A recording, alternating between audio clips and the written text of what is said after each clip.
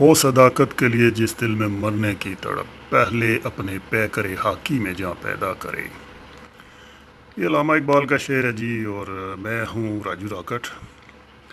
और ये शेर मुझे काफ़ी दिनों से मेरे दिमाग में घूम रहा था और मुझे बार बार याद आ रहा था। और उसकी वजह है हमारे प्राइम मिनिस्टर इमरान खान साहब जी। इमरान खान साहब ने हुकूमत में आने से पहले पूरी कौम से वादा किया था कि वो आवाम की लूटी हुई दौलत वापस ज़रूर लाएंगे और चोरों को कैफरे किरदार तक ज़रूर पहुंचाएंगे। और इसी वादे की वजह से उनको मुल्तहब किया गया और एहतसाब भी बड़े ज़ोर और शोर से हुआ।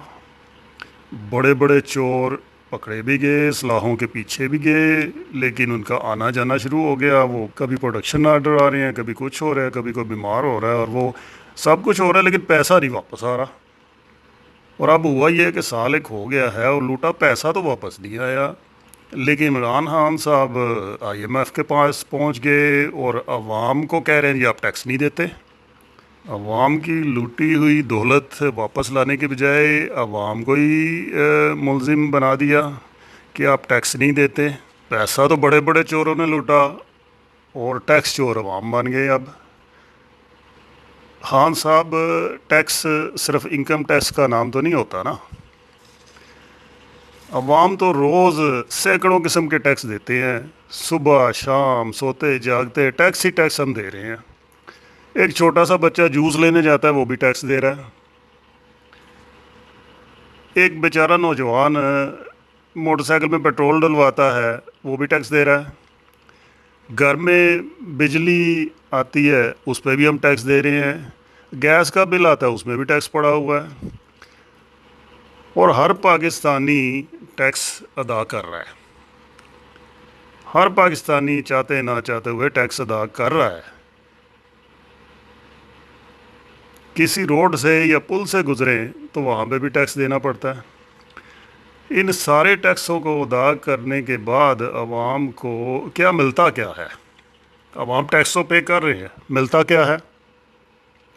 बिजली पूरी नहीं मिलती, गैस नहीं मिलती, पीने का साफ पानी नहीं मिलता, सेहत और तालीम ही नहीं मिलती, बल्कि और तो और किसी सरकारी दफ्तर में किसी को काम पड़ जाए वहाँ पे इज़्ज़त नहीं मिलती।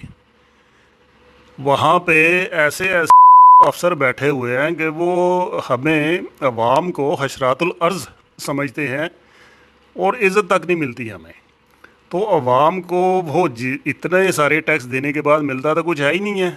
सड़कें टूटी हुई मिलती हैं, अस्पताल सही नहीं है, सरकारी स्कूल जो है वो डा होने के बराबर है, वहाँ पे तालीम तो खैर भूल ही जाएँ।